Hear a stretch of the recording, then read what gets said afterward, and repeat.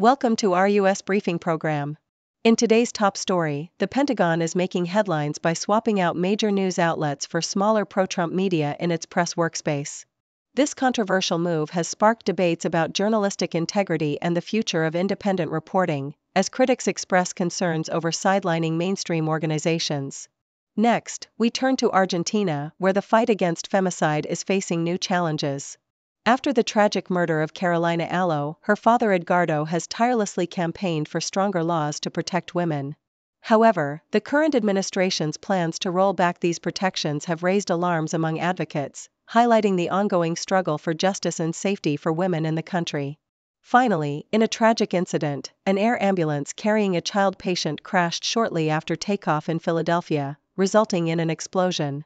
This incident underscores the critical role of medical transport in emergencies, as air ambulances provide essential services, especially in rural areas. Please stay tuned for more detailed coverage on these pressing issues. CNN reports that the Pentagon is set to implement a new annual media rotation program, which will replace mainstream media outlets with pro-Trump alternatives in its press workspace. Notably, One America News Network will take over NBC News space, while Breitbart will replace NPR. The move, effective February 14, has sparked immediate backlash from the Pentagon press corps, as it appears to favor smaller, opinionated media outlets over established news organizations. Pentagon spokesman Jonathan Ulliott defended the rotation program as a way to broaden access to the limited workspace, but critics argue it undermines journalistic integrity and coverage quality, particularly given the questionable media presence of the new outlets. In another poignant story from CNN, Edgardo Aló recounts the tragic murder of his daughter, Carolina, who was stabbed 113 times by her boyfriend in 1996. Following her death, Edgardo dedicated himself to advocating for legal reforms in Argentina, ultimately leading to the recognition of femicide as a distinct crime in 2012. However, under President Javier Milei's administration, there are now efforts to roll back these protections, raising concerns among activists like Edgardo. Critics argue that the government's proposed changes misunderstand the nature of femicide and threaten the safety of women in Argentina, as they often face violence from intimate partners. Edgardo's ongoing struggle highlights the fragile nature of hard-won rights and the potential for regression in women's protections.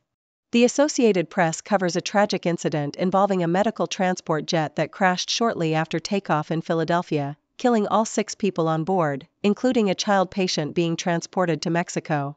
The crash underscores the critical role of air ambulances in providing life-saving transport for patients in emergencies, particularly in areas lacking adequate medical facilities. Air ambulances, which can be helicopters or fixed-wing aircraft, are equipped with essential medical equipment and staffed by trained paramedics and EMTs. However, the costs associated with air ambulance services can be exorbitant, often leaving patients facing hefty bills despite insurance coverage. This incident adds to the growing concern over the safety of air medical transport, as it marks the second fatal crash for jet rescue in just over a year, raising questions about the industry's safety protocols and operational practices.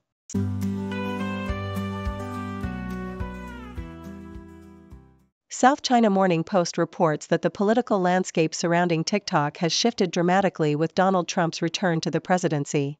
Once a vocal opponent of the app, Trump is now showing interest in negotiating a deal that could allow ByteDance to maintain its operations in the U.S. TikTok CEO Chu Shouzi recently presented impressive engagement statistics related to Trump, indicating the app's potential as a political tool.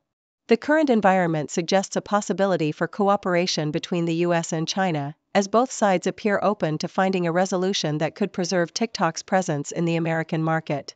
Yahoo US highlights a thrilling college basketball rivalry game where Purdue edged out Indiana with a score of 81-76. Braden Smith was the standout player for Purdue, scoring 24 points and leading his team to a come-from-behind victory. Indiana, desperate for a win, showcased their best performance in the first half, but ultimately could not hold off Purdue's charge. The game underscored the intensity of the rivalry and the high stakes involved for both teams. The Associated Press reports on a federal judge's decision not to halt the upcoming nitrogen gas execution of Demetrius Frazier in Alabama. The judge ruled that Frazier failed to prove that the method constitutes cruel and unusual punishment under the Eighth Amendment, despite claims of psychological distress during previous executions. Frazier, convicted of a brutal crime in 1991, is set to be the fourth inmate executed using this controversial method. The judge acknowledged concerns about the potential for prolonged consciousness during the execution but maintained that the state's procedures do not currently violate constitutional standards. Frazier's mother has made a plea for intervention, hoping to prevent her son's execution.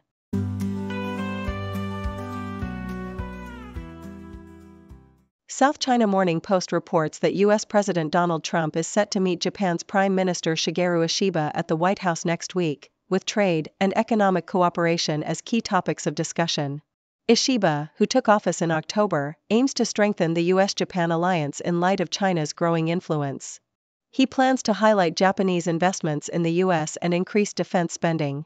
Analysts note that Ishiba's meeting comes with the backdrop of potential trade tensions, as Japan considers supporting a significant gas pipeline project in Alaska to appease Trump. The meeting is seen as a strategic opportunity for Ishiba to reaffirm Japan's commitment as a reliable ally while promoting economic ties, with hopes that concrete proposals could enhance Japan's standing in U.S. economic relations. Yahoo US shares the buzz surrounding Indiana basketball guard Trey Galloway after he cut his long hair, leaving fans and commentators in shock. During a recent game against Purdue, announcer Robbie Hummel remarked on Galloway's transformation, noting that he looked like an entirely different human. Social media erupted with reactions, from playful mourning of his former hairstyle to speculation that the change might provide a boost for the Indiana team. Galloway's new look has sparked a flurry of comments, with fans humorously questioning whether he was preparing for a job interview or enhancing his Disney Channel actorness. This dramatic haircut has not only altered his appearance but also ignited conversations about its potential impact on his performance and the team's dynamics. Thank you for tuning in. The content above showcases the latest briefing reports and analytical synopses, thoughtfully curated by the 6Do team.